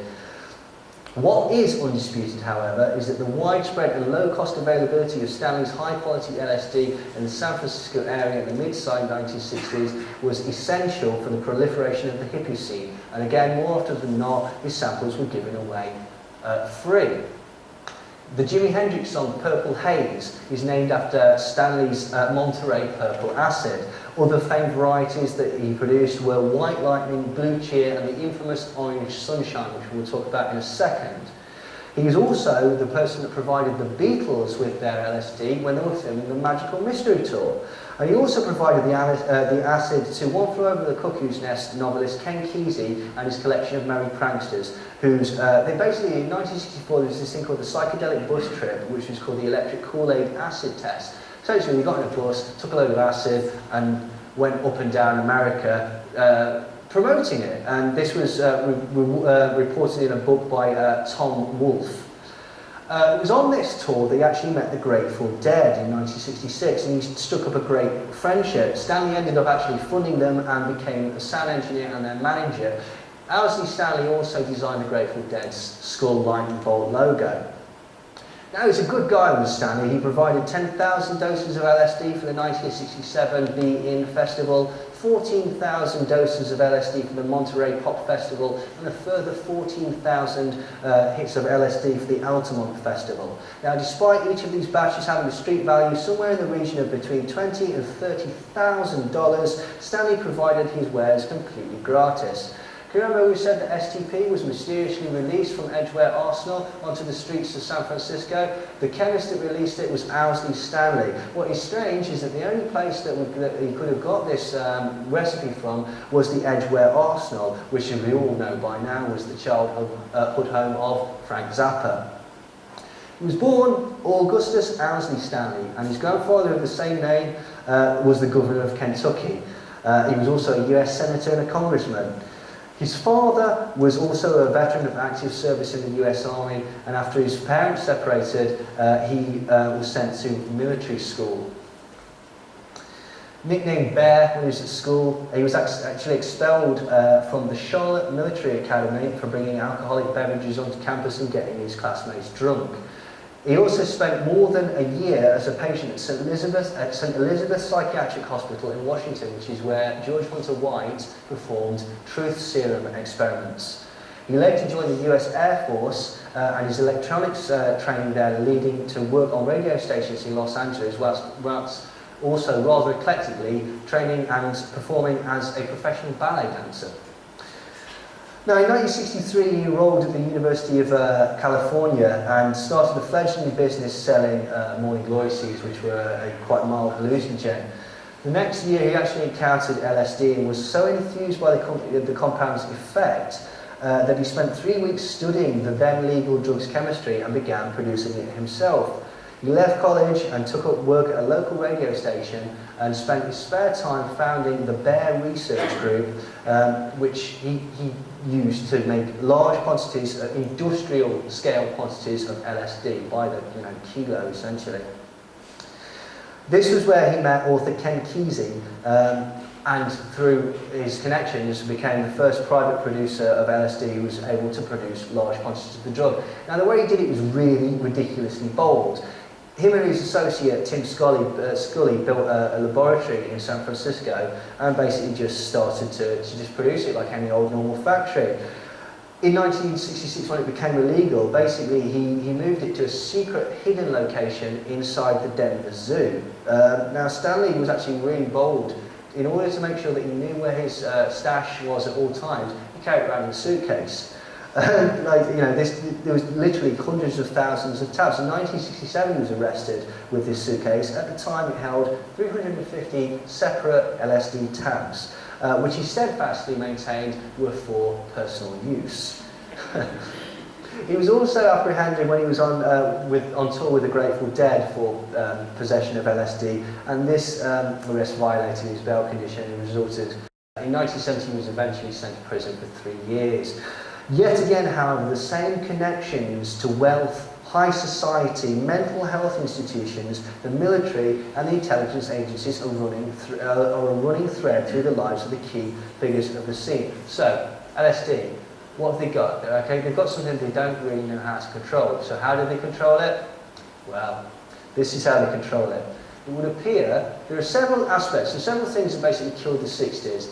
Manson family, Manson killings, Altamont, and the arrest of the Rolling Stones and the death of Brian Jones. I'm going to show you now how all of these are intimately linked with the CIA. Now, it appears that the Manson family's own supply of LSD came directly from the CIA. Orange Sunshine was being used exclusively by Manson and his entourage during their many drug sessions in the desert. And in his biography, Charles Tex Watson wrote that it was this particularly potent Orange Sunshine LSD that finally convinced him and others of Manson's violent apocalyptic vision. In the Ed Sanders book, The Family, Manson killed Gypsy and also several others, tellingly revealed that long hikes in the desert were eased by their supply of strong sunshine. Now, the Manson family could have only got this from one source, which was Owsley Stanley. Now, what's interesting about the Manson family and the truth behind the slayings, the Tate LaBianca killings, they're very, very different from the thing. And we haven't really got enough time to, but if anyone wants to come and talk to me, I'll talk to you all day about the Manson family. That's what my next book's going to be about. One of the principal things that people don't realise is that Manson, Charles Manson, king of the hippies, was in no way a hippie, nor was he a fan of the Beatles. He was a fan of Bing Crosby and didn't actually like the Beatles that much. In the 1973 documentary Manson, family member Brooks Posner revealed that Charlie openly mocked the hippies as asking for trouble and encouraged all the men at Spahn Ranch to cut their hair and dress more conservatively. Even hardcore members of the so-called family described themselves as slippies, distinct from the hippie culture. Now, this did not stop the powers that be using this cult leader image to direct and destroy the ideology of the love generation, forever tying the concept of communal living to murderous sex cults. I mean, it couldn't be more obvious. Listen to the Beatles and do LSD, see what happens to your kids. That's essentially what it was there for. The other thing is, He's got long hair here. He'd been in the Death Valley for about 2 months at this time. Before this time, look at pictures of Charlie Manson. He never had long hair and never, well actually once in a Life magazine cover, but rarely wore a beard. When he was in jail, what people don't realise is that his trial was a year before it actually went to trial, and at the time he was refused scissors and a razor, so that when they could present him in trial, he looked like Jesus. And they could say that he had said he was Jesus, and that then they could present him as a hippie cult leader. He never said he was Jesus. The police called him Jesus. One of his associates was a name called Christopher or Zero. Christopher, Christ. He was Mexican, so they called him Jesus, Jesus, because he's Mexican. They were looking for Zero at the Spartan Ranch, couldn't find him, found Charlie, says, I'm not, where's this Jesus fellow? He says, I'm not, I'm Manson. He says, Manson, the son of man, man's son, that's you, and arrested him. They later released him because they got the wrong person, but that stayed on his record that his name was Jesus Christ. That's where it comes from. Now, in the Helter Skelter, the book by mafia-linked prosecutor Vincent Bugliosi, he actually discusses Manson's so-called programming techniques in depth, and it likens much of his ability to the US military. What's interesting is that Manson apparently learned any techniques that he did have from two places: the Esalen Institute, which is a Tavistock Institute-run developmental transcendental meditation place in California, and from Scientology. He actually received over 150 hours of auditing from a Scientologist in prison, and raised himself to the level of theta level clear, which is the highest level of Scientology. Tom Cruise, L. Ron Hubbard, and Charles Manson, they're theta level clear, basically. Now, Manson was in various prisons during the time that the CIA was known to be using these methods, say Vacaville and numerous other institutions in MKUltra experiments. And he was actually moved to Vacaville in 1974 and placed next door to Timothy Leary. Now, the details of this cause one to speculate that perhaps Manson was some sort of mind-controlled guru created by the CIA and set loose against subversive left-wing elements in order to discredit them. I don't know whether it was mind control, but what we can certainly all agree on is that Manson's image was used to demonise the hippies, demonise the Beatles, and to also just destroy the Love Power generation. Here's an interesting thing.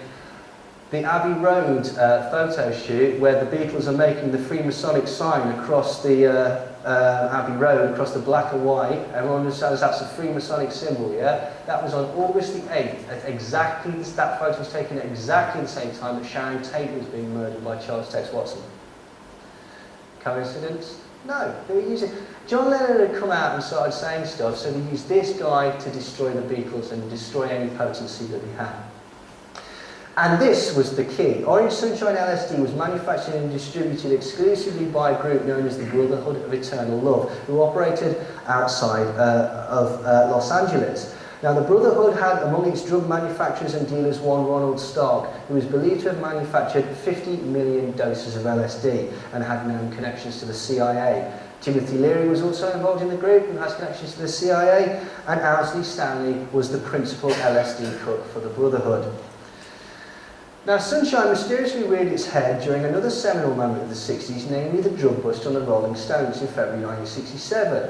On the evening immediately prior to the police bust, the Stones had been provided with drugs by a new member of their entourage, a shadowy figure named David Schneiderman. Mick Jagger described him as a dark and sinister Yank. Schneiderman owned numerous passports of various nationalities and a suitcase filled with orange sunshine.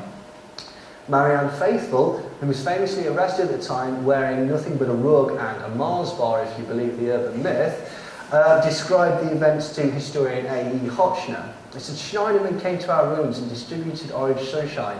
By the afternoon, we all began to emerge from our rooms floating on the LSD. This, along with the fact that Schneiderman managed to leave the flat with his suitcase unsearched, with the permission of the police, never to be seen again, suggests that he had intelligence agency connections. Keith Richards always felt that Schneiderman set him up, and actually, basically a couple of months before Christmas, this actually came out in the British press, finally, it was a COINTELPRO thing. So MI5 were involved, the CIA were involved in providing the LSD, and the FBI under the directorship of J. Edgar Hoover. Basically, COINTELPRO was a counterintelligence program to stop left-wing activists. You know, it could have been worse. They killed a lot of the Black Panthers. These guys who basically just threatened them with jail and murdered Brian Jones. Now, in 1968, a gentleman named Phil Kaufman became the Rolling Stones tour manager. Now, Kaufman had the distinction of being a jailhouse cellmate of none other than our good friend Charles Manson. Kaufman maintained his friendship with Manson after his release and described himself as a sympathetic cousin to the family. Phil Kaufman was actually immortalised in a film that some of you might have seen. It's called Grand Theft Parsons, and it details the true story of Phil Kaufman stealing the corpse of musician Graham Parsons, who we may remember from the first part, and transporting it in the boot of his car across state lines. In the film, Phil Kaufman was played by the ringleader of the Jackass television show, Johnny Knoxville. In his book, Fear and Loathing in Las Vegas, journalist Hunter S. Thompson describes using a particularly powerful type of sunshine LSD. Now, whether or not this is the fabled orange sunshine is unclear, but I think it was. What is clear, however, is that the LSD was particularly potent, causing Thompson to believe that the other guests at the hotel that he was staying in had turned into giant alien reptiles. Later in the book, his companion Dr. Gonzo uses this same powerful batch of LSD to disorientate a preteen girl so that he can force her to have sex. Now in Altamont, it was the very same type of LSD, orange sunshine, which saturated the fateful free concert at Altamont Speedway in 1969. 4 people died during the concert, one of them being brutally stabbed to death by a group of Hells Angels. The Hells Angels have been given multiple tabs of orange sunshine. Yeah, basically, this is one of the first snuff films. If you actually watch the film, it looks like it's done it. They killed him during Sympathy for the Devil, which was actually surprisingly early in the set, and this dead guy sat there for the entire thing. Also, they claim he whips out a gun. I've watched that. I'm not convinced that guy had a gun, to be quite honest. Now, the people who attended the Altamont Speedway concert noted the LSD seemed to be contaminated. And the general vibe one got from it was that of extreme negativity, violence and death. Supplies of Thorazine, administered to calm users on a bad trip, ran out within the first couple of hours, leaving thousands of participants at the mercy of this particularly potent drug. This eventually turned into essentially the worst trip ever. Now, the LSD arrived from Berkeley and was also laced with amphetamines, which seemingly added to the nightmarish results. Over 1,000 hits were distributed free to the Hells Angels, who famously provided security for the event. Little known fact, but this must be pointed out, at the time the Hells Angels were in the employ of the American intelligence agencies. The ATF hired the Hells Angels founder Sonny Barger as an informant and a hitman.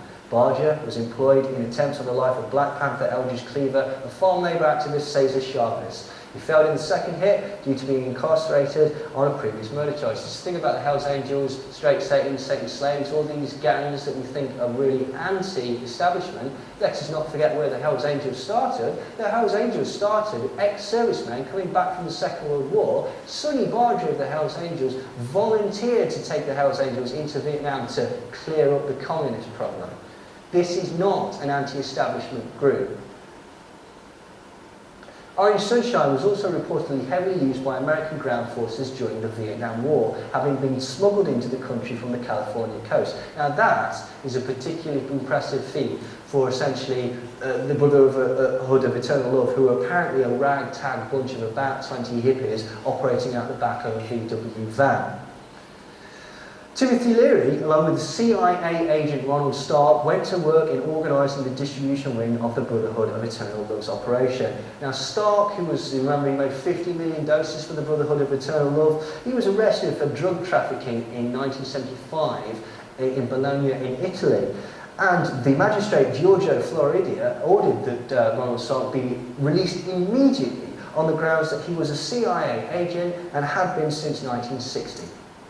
Now Stark helped Leary found the quasi-religious Brotherhood of Eternal Love as a cover for the distribution of the CIA's very potent orange sunshine LSD. And its members included many of the volunteers who were involved at the Millbrook estate, and Hitchcock's money and facilities were instrumental in the success of getting this acid out. As heir to the country's wealthiest family, Hitchcock had both the capital and the international connections needed to transform acid manufacturing from a centralised cottage industry into big business. And these are members of the Brotherhood of Eternal Love. That's them. That's all of them. Now, in the beginning, the Brotherhood handed out many free samples of LSD to promote the product. By the middle of 1969, the organisation reportedly distributed 10 million hits of Orange Sunshine alone. One of those hired by the organisation as a distributor was Daniel Baranski. At the time, he was a homeless runaway, aged 12 in 1969. Several years later, Daniel was arrested in a smuggling operation involving US military personnel moving marijuana from Southeast Asia to California. Leary was eventually arrested with Joanna Harcourt Smith, who also admitted working for the DEA. When Charles Manson was placed in solitary confinement at Folsom Prison, he was also visited by his good friend who was placed in an adjoining cell, his good friend Timothy Leary. So, Timothy Leary, CIA agent, Ronald Stark, CIA agent, Alfred Hubbard, CIA agent, Michael Hollingshead, MI6 agent, Cord Meyer, CIA agent, Frank Barron, CIA agent, Schneiderman, CIA agent, Ronald Stark, CIA agent. There is a pattern here. I've not quite got it yet, but there is some sort of running theme through all of these people. Anyway, Timothy Leary had this to say about the Brotherhood of Eternal Love. He said, the whole concept of the Brotherhood of Eternal Love is like a bogeyman invented by the narcs. The Brotherhood was about 8 surfer kids from Southern California who took the LSD and practiced the religion of the worship of nature. And they'd go into the mountains, but there were no big shots at all. None of them ever drove anything better than a VW bus. They were just kind of in it for the spiritual thrill. Now that may well be Timothy Leary's explanation for the thing, but to be quite honest, this does not seem to tie in with the huge amounts of drugs that they were able to distribute, not only to manufacture illegally, but also to distribute. If they can make their wares stretch as far as Vietnam, then this is more than 20 surfer kids in the back of a VW van. But hopefully what that does is illustrate that basically throughout the 60s the proliferation of LSD was starting to be a controlling influence like Soma, like the mythical Soma from A Brave New World. It was there. The hippies essentially came in to move people away from the anti-war movement, to turn people into navel-gazing lotus eaters rather than people who were actively entrenched in politics. The anti-war movement and the flower power generation and the hippies are very separate things. I haven't got them here, but I can find you many, many quotes of people who were involved in the anti-war movement that felt that the hippies were a detriment to their cause, because essentially all they encouraged was selfish behaviour. Not that that was the intention, but that was the direction that it was led into. And so hopefully what this talk has shown you is that basically the foundation of the flower power generation, the proliferation, the fermentation, and then ultimately the destruction of the flower power generation, the 60s anti-war movement, and what can be loosely termed as the hippie movement, was sadly all an experiment by the intelligence agencies. Well, that concludes my talk, so thank you very much. Again, this is my website if anybody wants to check it out. This is my email if you want to get in touch. Those are my books over there if anyone would like to buy my books. And if we've got any time, if anyone's got any questions, I'm quite happy to answer any questions. Yep? Well, it's not really questions, it's just a few points. The whole musical movement of the 60s, very talented. Well, no, actually. Well, this is the point I want to make. Yeah. The perception is a lot of very talented people. Yeah. But as you point out, all coming from the same military background. That would point to a hidden hand. Oh, yeah. Well, I mean, one of the things... Where I get away from where you were coming from slightly, the Beatles. I agree that the Tavistock Institute are well behind a lot of this. I'd ask people to look into Theodore Adorno. Yeah, I know what you mean. So it seems to me that these people, apart from being talented musicians who just come from natural talent, there's definitely the Tavistock Institute behind them promoting a certain type of music. Oh yeah, it's more than that. It's like, the other Birds did not play on their first album. The majority of the Laurel Canyon bands, including some of the Doors tracks actually, they didn't play on their first albums. You know why? Because they weren't very good musicians. The proliferation of the Laurel Canyon scene was more due to a bloke called Vito Paulenkus and his group of dancers called the Freaks. Right? Before anybody was established, because essentially this is a small cottage industry, no one's got any albums out, so nobody outside of this particular small area knows about these bands, the Birds, Buffalo Springfield, all the Crosby, Stills and Nash, all of these bands, okay? Why are people attracted to the gigs? They're attracted to the gigs by this group of people who were friends with Kenneth Anger, the Satanist, called Vito Paulenkus and the Freakers. And what they do is they would turn up at all these gigs and dance like maniacs and possibly have a loving on the dance floor. People would turn up to watch the Freaks as opposed to watching the bands. And even David Crosby admits this in his biography, that essentially all of the Laurel Canyon bands weren't very good, so you had to have this hype to draw people in until they were established, essentially. So yeah, you're absolutely right. Anyone else? Are MK Ultra still in operation? Are MK Ultra still in operation? If so, what they do? Probably. I wouldn't be at all surprised. I don't know for a fact. I was told by Ted Gunston when I once had a conversation with him that Monarch, which is the sex slave aspect of MK Ultra, has been renamed Marathon. I don't know whether that's true. I really don't know. Yes, I would imagine so. I don't know if it's happening in England. Well, the last thing that was sort of mind controlling in England, there was those two ladies that threw themselves under the lorry on the motorway. Dunblane, obviously, that's a bit strange. So yeah, if I had to stake a claim to what they do with MK Ultra and mind control subjects now, they send them into schools with assault rifles. Yeah, absolutely. There's a large part in my book about Columbine and Virginia Tech, and it falls into roughly two categories. Columbine, I'll tell you for a fact, there was at least 4 shooters at Columbine, at least, 2 of whom were still students at the school and were named by several other members of the school as saying that bloke was shot my friend earlier. And the teacher said, shut up. It's the same with Sandy Hook, something very strange. Yeah, something very strange has happened with Sandy Hook. But yeah, it's Columbine, Virginia Tech. The common thread that runs through all of these things is it works in several ways. It's a mind control program in as much as it stops people, it's a public perception management event, fear, get rid of guns, that sort of thing. The people themselves might well be mind control subjects, and then the concept of what's sold to the media is often sort of twisted as well, because basically they'll tell you that this is what happened. One kid went mad, went into school, shot it, when the evidence points to several more people being involved and stuff like that. So the mind control element is broad. Is the end game now to disarm the thing? Probably, yeah. And just to... Tavistock have got this thing called fear. You get fear and stuff on people all the time. You basically get people trauma-based mind control on a large scale, and this is how you get whole populations. You can't think, you're terrified by something horrible, you revert to fight or flight, and you're not going to have a long and complicated go through the facts and the options at that point, so you just react and go, someone from authority, please come and help me, quickly. So that's it. Yes, please. Peter Hutchins has observed that all the school shootings are the result of drugs. Yeah, there's the SSRI aspect of it.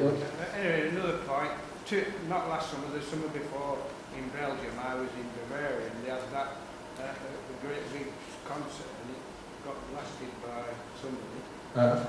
Well, that was the real classic freak out. Oh, right, yeah. Well, you know... Well, it got all sloshed by that storm, that's what I'm talking about. Oh, with the stage collapse? Yeah, I do remember that. But the gentleman said was about drugs. The majority of school shooters, people that are involved in school shootings, miraculously they end up being on SSRI, antidepressants, fluoxetine, Prozac, all of these various different bits and bobs. That seems to be a running theme. Even on the boxers, it says this can cause suicidal and violent tendencies. So whether that, I don't know, because that certainly is a running theme, but I don't know whether that is a cover story, if you know what I mean, because that, There are other techniques that could be used to turn people into mind-controlled killers. The use of drugs in those particular aspects, no doubt it heightens certain aspects, but that to me would be too random an event. Certain things like Sandy Hook, Virginia Tech, there's dates involved, there's significance involved, the number of victims, the way people are killed, the time people are killed. Some of them have got ritual aspects to them. So I don't think they rely just on the drugs, but I think that maybe the drugs are useful in hypnotic processes or in other ways that you could gain control of the person. Anybody else? I think the parallels are there, partly from this country, not just America, towards the 70s, early 80s. Oh yeah. Where a lot of our youth were getting involved in politics, obviously controlled from both left and right, very active. All of a sudden it becomes very, very easy for our youth to get access to drugs. Oh yeah, totally. I mean, CND was the one that was completely bothered by authorities and stuff like that. But yeah, absolutely. I mean, this is my sort of thought. Drugs don't come in by accident. Where do they all of a sudden all come from?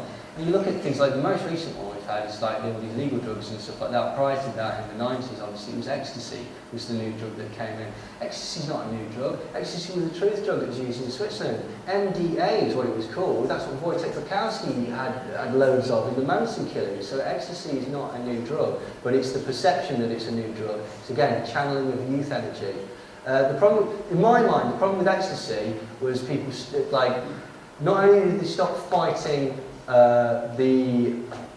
they stopped fighting the powers that be, which is great for the powers that be, they want that. They stopped fighting each other. One of the interesting things about ecstasy, quality, and football hooliganism is it goes like this. Okay, football hooliganism is like, aside from the organised crime aspects of it, it's just another good way of getting like groups of people knocking seven shades out of each other.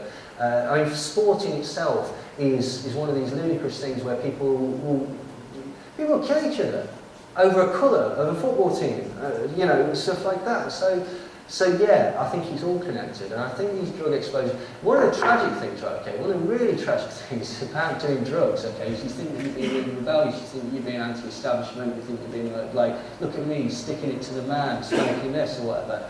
Who do you think brought it in? Who do you think that money's going to? Yeah, it's going to go to Dodgy John down the road, but then it's going to go up to him and go up to him, because Dodgy John hasn't got a boat. Dodgy John has not got a plane, right, okay? Nobody's got it. You look at the places where drug proliferation is the worst. Harlem, central Los Angeles, Brixton, places like this, right, okay? Nobody in those places has got nobody's got the wherewithal to get that amount of material in. It's ridiculous. You just go, like, I mean, the famous one is Gary Webb, crack. The whole point of crack was to demonise and kill off young black men. Simple as. And you tie that in with the concept of gangster rap, death row records, and this concept, you demonise it. You tell young black men that this is the best you're going to hope for. You also tell them that there's quite a lot of money to be made out of this. But then other people, like middle-class white people, look at any black guy that's dressed in a certain way. These genes tell you that you're dealing drugs. That's the concept that has gone back to it. And again, the crack, where's it coming in? The crack's coming in directly from the Medellin, by the CIA. People like Gary Webb spoke about it in Dark Alliance. It's being brought in through Mena, Arkansas, by Bill and Hillary Clinton. That's it. These are the drug dealers. These are the major drug dealers in America. There was one strange problem though, with heavily, that appeared in Blackpool in 1982, almost overnight. Yeah. Huge quantities. Now either some dealer found a way of bringing it in the country or so important.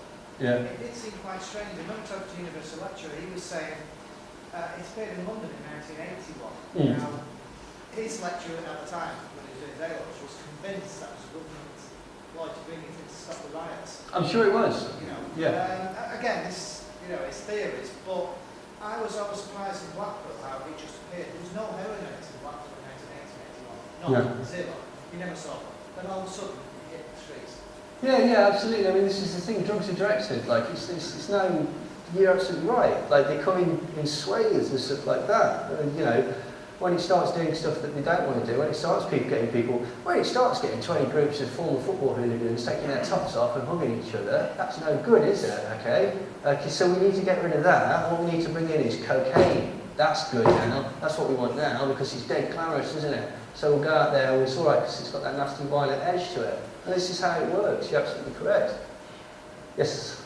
The guy at the front brought up the significance of the August Huxley. Yeah. It was the same day JFK was assassinated. Is there a connection? Sorry, big pardon? It was the same day JFK was assassinated. Is there a connection? Oh, I don't know. I did not know that. What, the day that he died? Yeah, 22nd of November 1963. Oh, well, thank you for pointing. I did not notice that.